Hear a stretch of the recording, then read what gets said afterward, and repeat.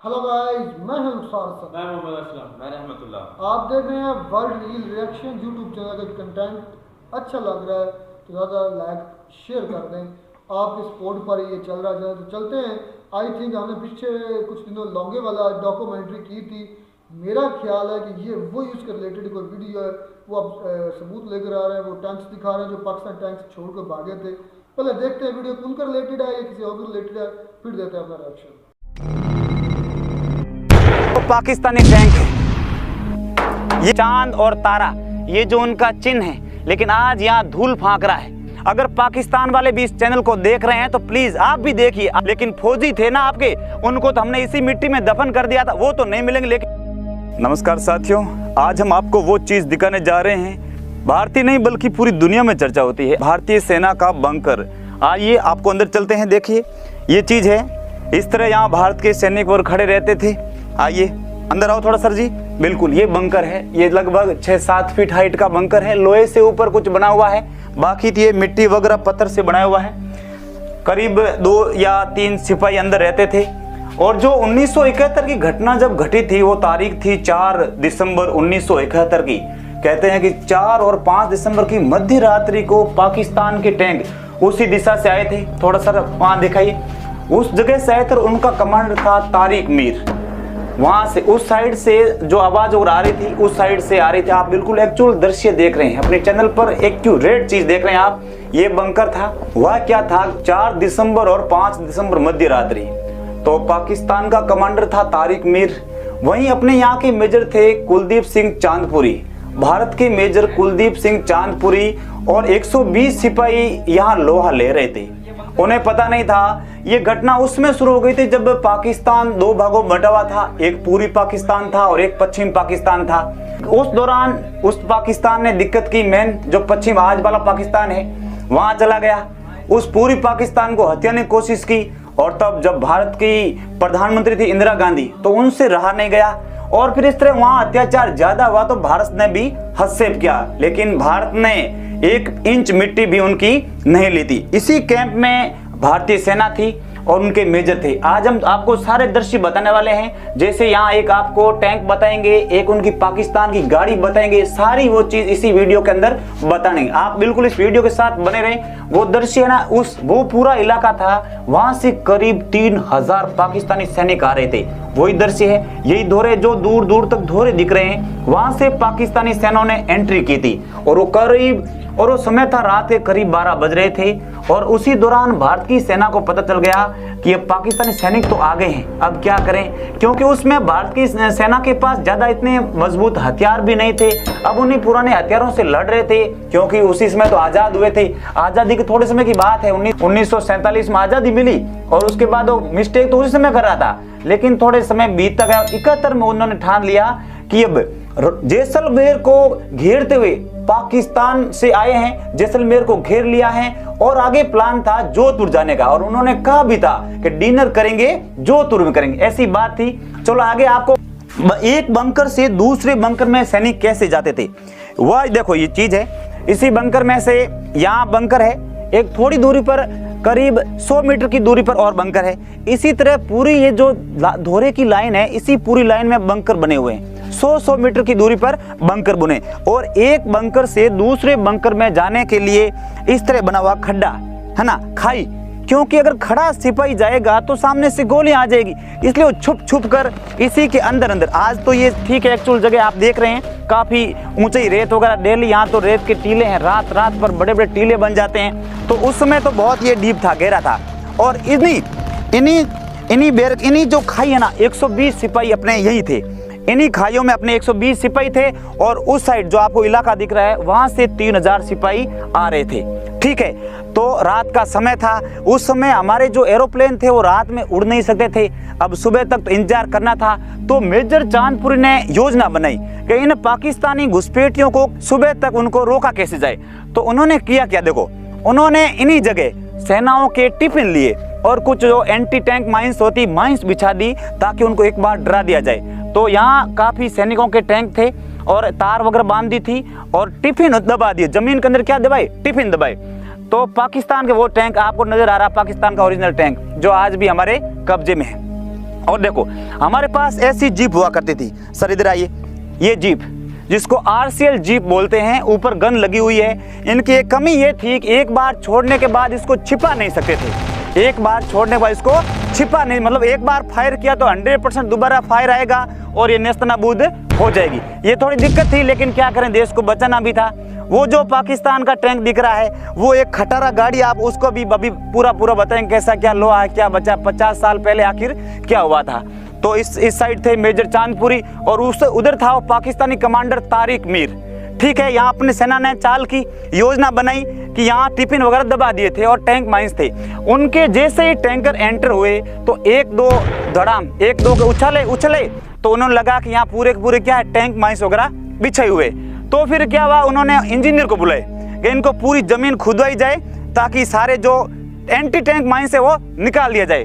तब तक करीब 4-5 बज गए थे। जैसे ही सुबह हुई तो एरोप्लेन वगैरह अपनी, क्योंकि वो दिक्कत थी, पहले रात को एरोप्लेन उड़ नहीं सकती थी, तो 5-6 बजे थोड़ा बहुत सुबह हुई, तब तक हमारी सेना आ गई थी और धड़ाम से बम उसके ऊपर गिरा दिए थे। और वापस यहाँ यही जो लाइन आप दिख रही है, इसी लाइन से पाकिस्तानी भागे थे, जो आपको लगभग करीब 100 मीटर की दूरी पर जो लाइन दिख रही है। और वो गाड़ी है वो आज भी वही गाड़ी, 50 साल पहले जो छोड़कर भागे थे, भागे तो क्या है थोड़ी दूर गए होंगे, बाकी अपनी पूरी उनकी टीम को, घुसपैठियों को वहां से मार दिया था। करीब 3000 की सेना थी और हमारे पास तो महज 120 सिपाही थे, लेकिन वो जांबाज वीर थे। उन्होंने अपने देश के खातिर एक आदेश उन भारतीय सिपाहियों को ये भी कहा था कि अगर आपके पास समय नहीं है और हम भिड़ नहीं पाएंगे, लड़ नहीं पाएंगे, आप वापस रामगढ़ जा जाओ। लेकिन मेजर कुलदीप सिंह ने कहा था हम मर जाएंगे, मिट जाएंगे, लेकिन 1 इंच भी वापस नहीं हटेंगे। मेजर कुलदीप सिंह चांदपुरी ने कहा हम वापस नहीं हटेंगे। और ये जीप थी और ये चीज थी। आइए आगे एक और बंकर बताते हैं। ये बंकर है जिसमें करीब 3-4 सिपाही अंदर रह सकते थे।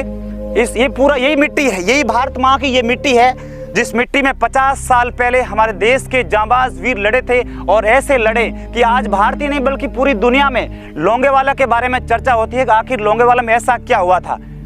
चलिए आपको बताते हैं। ये जो एक बंकर से दूसरे बंकर जुड़ने का रास्ता है, इस रास्ते से उस रास्ते तक, ये पूरा उसमें 120 सिपाहियों से भरा हुआ था। काफी सिपाही शहीद भी हुए थे, लेकिन पाकिस्तानी घुसपैठियों पर भारी पड़े थे। ये अंदर से देख सकते हैं आप, इस तरह के उस समय हुआ करते थे और आज भी उसी हालात में है। ये लोहे का थोड़ा बहुत ऊपर चदरा है, बाकी पत्थर वगैरह इस चीज, ये यहाँ हमारे सिपाही थे और 120 की संख्या थी। अब आइए आगे आपको हम बताते हैं वो पाकिस्तानी टैंक जिसके परखच्चे उसी समय उड़ा दिए थे। आपको सारी चीज बताएंगे। देखो पूरा वही पड़ा है, पहले भी वही था, आज भी वहीं पर। 50 साल बीत गए हैं, लोहा गल रहा है। हमारे देश के वीर जवानों का जज्बा अभी भी जिंदा है। टैंक है, ये देखिए, ये टैंक है, आज इनके ये हालात है। ये देखिए 1971, करीब 50+ साल हो गए। 50 साल पहले की चीज है और हमारे जांबाज वीरों ने इनको हालत खराब कर दी थी। करीब ये एक ही नहीं थे, ऐसे करीब 50+। ये टैंक देखिए आप, 50 साल पहले इस टैंक की हालत ठीक ठाक थी, लेकिन हमारे देश के वीर जवानों ने बुरी तरह उन्हें नेस्तनाबूद कर दिया था। आइए चले बताते हैं आपको ये चीज़ें। देखो ये बुरी हालत में है, आज भी लोहा पूरा गल रहा है। इस तरह रेत में आए थे, रात का समय था, काफ़ी संख्या में थे। आज ये देखो ये हालात है। ये हालात वजह क्या है? हमारी सेना आज भी उसी जोश से लड़ती है। चाहे पाकिस्तान से सीमा लगने वाले गुजरात हो, राजस्थान हो, जितने भी स्टेट है उनमें आज हमारी जम्मू कश्मीर हो, वहीं आर्मी आज पूरे जोश के साथ उनसे लोहा ले रही है। और ये लोंगेवाला इलाका तो उसमें खासा चर्चित था।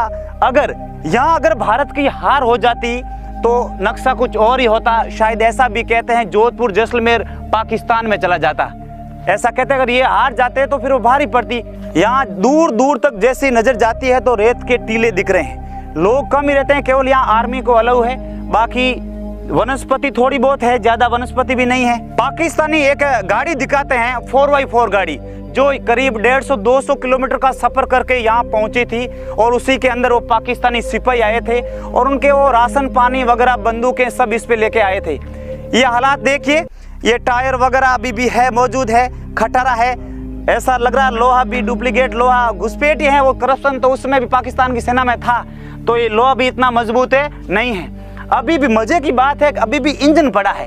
अगर भारतीय नेता के पास ये चीजें होती तो इंजन नहीं रहता, लेकिन हमारी ईमानदार आर्मी के पास ये गाड़ी है तो इंजन भी आज सुरक्षित पड़ा है। इतना फर्क है भारतीय नेता और आर्मी के अंदर। दोस्तों, सपोर्ट करना तो आर्मी कीजिए, नेताओं को नहीं। ये नेता बदल जाते हैं, आर्मी कभी नहीं बदलती है। लेकिन ये देखिए, ये उसमें ध्वस्त किया था।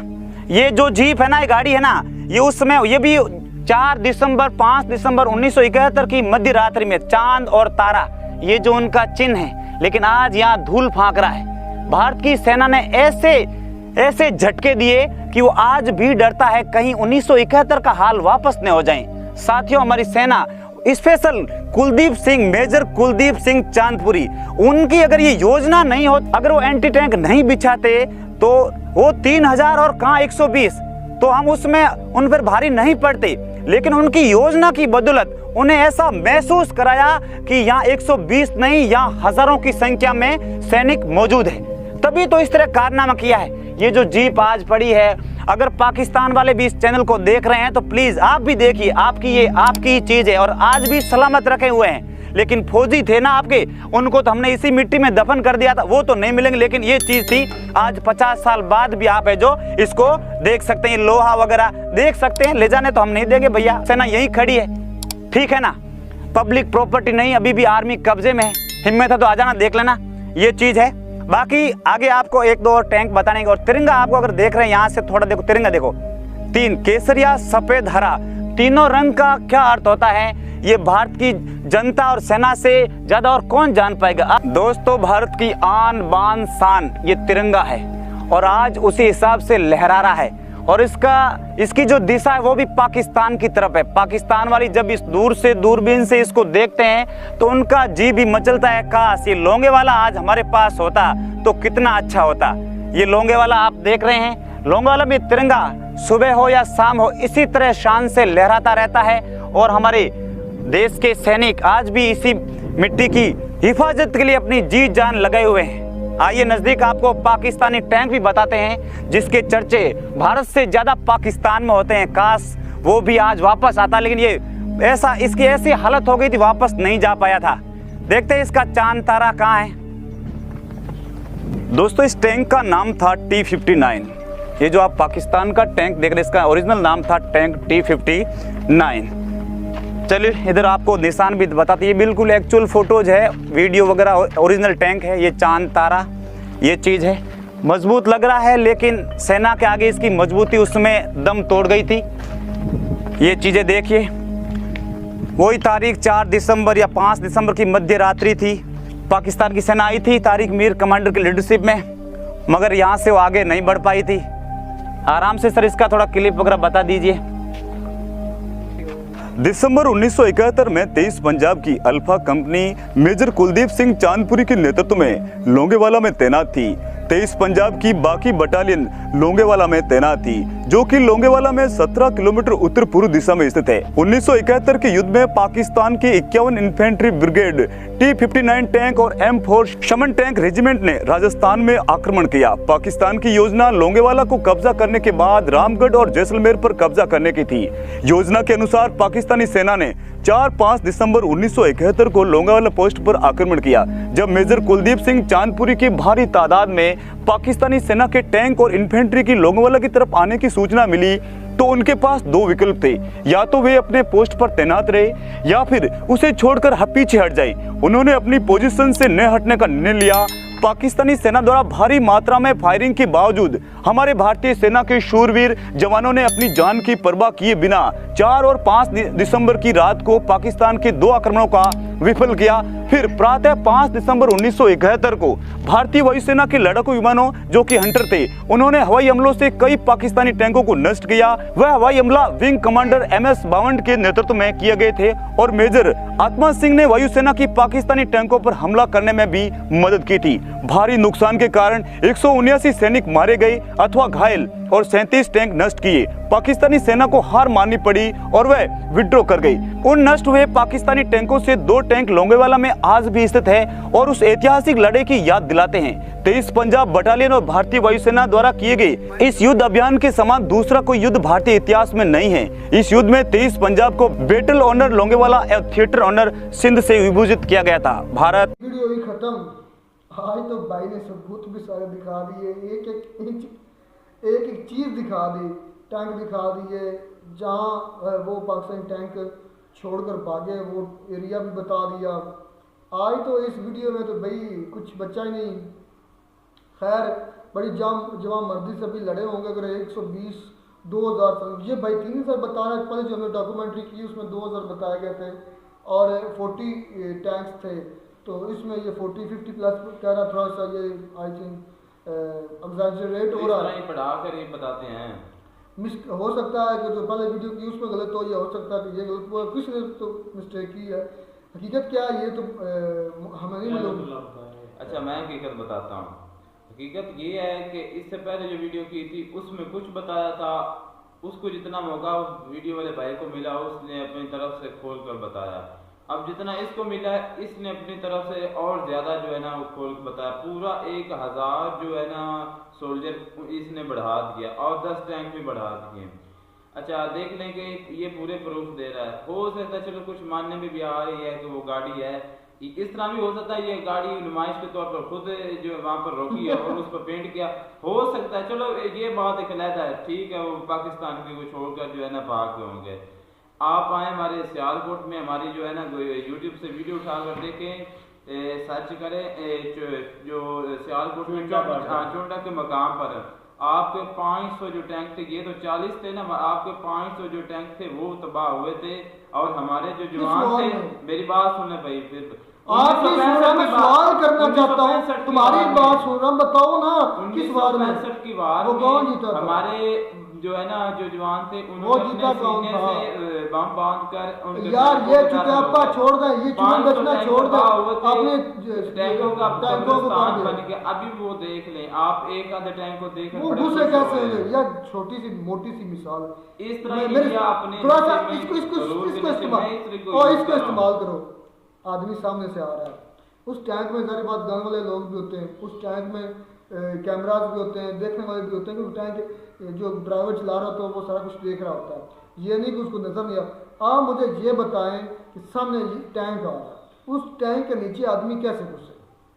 टैंक के नीचे? हाँ तुम करो, एक मिनट मेरी बात सुनो। हाँ सुनाओ, तुम्हारी बात सुनाओ।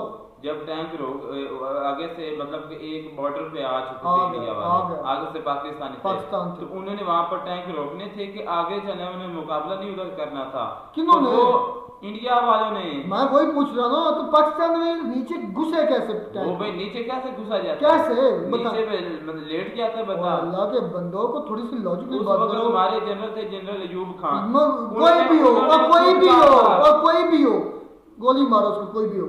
मुझे सिर्फ इस बात का जवाब दे दो कि ये मैं मिसाल, मेरे पास गन है, मेरे पास गोला बारूद है, सामने से एक बंदा आ रहा है, वो मेरी व्हीकल के नीचे कैसे आ सकता है मुझे पता भी नहीं चला। और यार पूरा मुल्क उस वक्त मुझे छोड़ दो, बात बता, मुझे सिर्फ जवाब दो, आप मुझे जवाब दो। जब किसी ने किसी पर हमला करना तो वो ये नहीं देखता मैं मुझे ये जवाब दो, पर हमला कर देता। ओ अल्लाह के बंदे मुझे जवाब दो, पहले मुझे ये जवाब दो। ये सामने व्हीकल आ रही है, मैं गाड़ी में यार, मैं मिसाल हूँ, मुझे पता भी है कि ये दुश्मन का बंदा आ रहा है, मैं देख भी रहा हूँ ये दुश्मन का बंदा आ रहा है, मेरे पास गन भी है, मेरे पास गोला बारूद भी है, मैं इसको उड़ा सकता हूँ। वो फिर कैसे मेरी गाड़ी के नीचे पहुंच सकता? तो उस वक्त कौन सा वो एक आधा बंदा था जो सीधा आ रहा था, उसको मारना था। वहाँ उस वक्त हजारों की तादाद में शायद उस वक्त वो सिस्टम ना हो कि अच्छा तुमका देखा ना जा सकता। भाई असलम भाई, अच्छा आपने मानना नहीं है, बात तो ये नकली है यार, मानना मैं मानता हूँ, मुझे सिर्फ जवाब दो। 65 की थी, इतने एडवांस मेरे ख्याल में टैंक नहीं थे उस वक्त नहीं। अल्लाह असलम भाई, टैंक देख कर चलाए जाते हैं, चाहे अंदर बैठ के चलाया जाए या बाहर देख के चलाया जाए। और सुन ले, मैं आपको मिसाल, उनके पास मशीन गन्स होती हैं, मेरी बात सुन लो, उनके पास मशीन गन्स होती हैं, उनके पास दस्ती बॉम्ब होते हैं जो टैंक वाले होते हैं, उसके बाद उनके पास जो होता है टैंक का बारूद वो अलग होता है, उनके पास सारी सहूलियात होती हैं।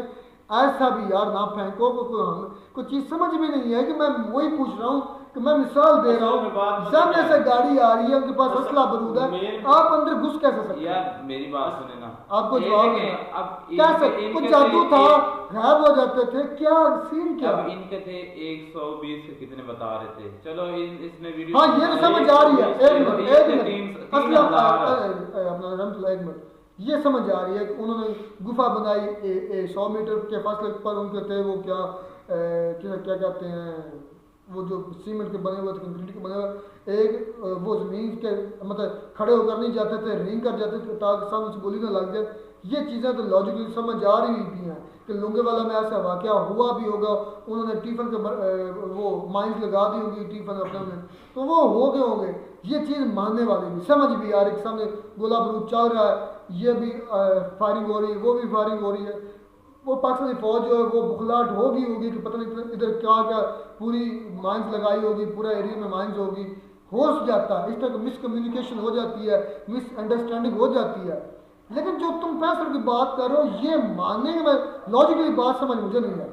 अच्छा, आपको समझ नहीं आए, ये समझ आ गया है। और जो पैंसठ की मैंने वो बात बताई यार बात पूरी हिस्ट्री बता तो मैंने दी कि ये समझ भी आ रहा है कि वे एक वो सामने अच्छा, मेरी भी बना हुआ है, मोर्चा बना हुआ है, वो बना हुआ है और उनको कम्युनिकेट करने वाले नीचे एक गुफा है, समझ लगे कि जा रही है सुरिंग जा रही है, तो सुरिंग में लेट कर सीटते हुए ये भाई सुनी सुनाई बातें हैं, मैं नहीं कहता हाँ जी कन्फर्म है या ये सुनी सुनाई बातें पाकिस्तान में। जो देख तुम साथ थे, ये कोई मूवी दिखा दो, क्लिप दिखा दो। भाई हम इंडिया की तरह फेक मूवीज नहीं बनाते, अस्तगफुरुल्लाह। मूवीज में हमने जो सर्जिकल स्ट्राइक हम नहीं करते, उरी मूवीज हम नहीं बनाते। 4 बार हार चुके हैं फिर भी लॉरियों की तरह नीचे बैठे हुए। 1971 की जो है ना वार वो हम हारे हैं, वो मानते हैं। अच्छा, उसके अलावा असलम कोई की वीडियो जो है ना प्रूव आप असलम की सुन ले वो बात में मैं यहाँ पे ये कहना चाहूँगा कि भाई जो जिस कंट्री का होगा ना वो उसी कंट्री की फेवर करेगा, ठीक है। लेकिन जो सच बोलने वाले को सच बोलना इंडिया की इसको इस्तेमाल करना वो भाई चाहिए। इंडिया की फेवर करेंगे और जो पाकिस्तानी वो पाकिस्तान की यार फेवर सच भी करेंगे। कोई चीज होती है। नहीं ठीक हमारे है, भाई वो- बड़े बताते हैं भाई आप इस्लाम ये के जो थे ना हिंदू भाई, मैंने जो देखा है ना मैं आपको वो बताने लगा हूँ। जिस तरह ये भाई दिखा रहे हैं कि भाई हमने पाकिस्तान की एक गाड़ी पकड़ी है, एक टैंक हमारे पास है पाकिस्तान का है, ठीक है हम मान लेते हैं ये होगा। लेकिन इसी तरह पाकिस्तान वालों ने भी किया हुआ है, उसके भी मैंने 1-2 जगह पे देखा है।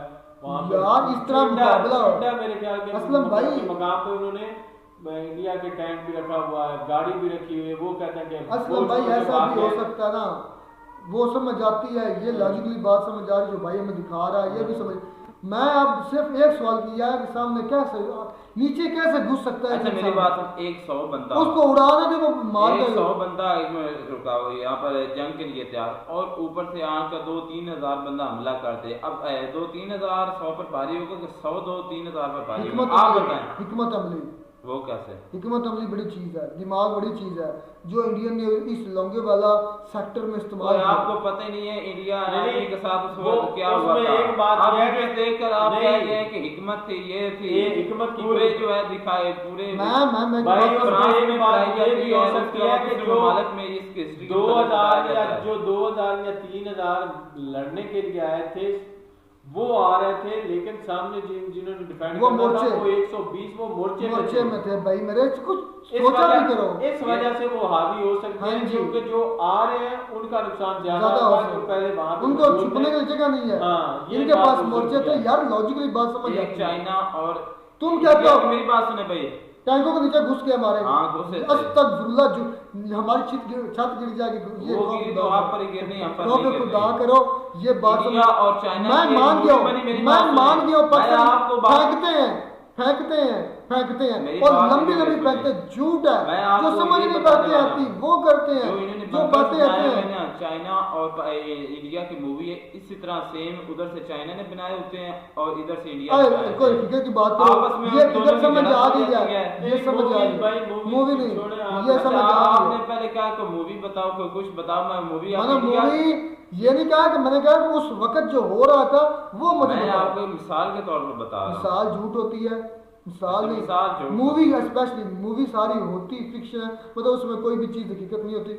1% या 2% हकीकत हो सकती है, अदरवाइज कोई कोई सच का कोई भी सामना नहीं करता। ये बिल्कुल। बात मैं आज जान आज गया। मैं जान गया हूँ कि हमारे फेंकने में मार है और असद की ये शिगिर्दी में चला गया। आई थिंक उसकी महफिल छोड़ दो भाई, खुदा के लिए, और भाई नहीं तो कौन आप सा, मैं तो सबको जानते ही नहीं नहीं हूँ। तो आप बर्बाद हो जाएंगे, पाकिस्तान को बर्बाद करके झूठ मार मार कर। तो उम्मीद करते हैं आपको हमारी वीडियो अच्छी लगी होगी। वीडियो अच्छी लगी हो तो हमारे चैनल जरूर सब्सक्राइब करें। मिलते हैं नई वीडियो में नया टाइम के साथ, तब तक दीजिए इजाजत। अल्लाह।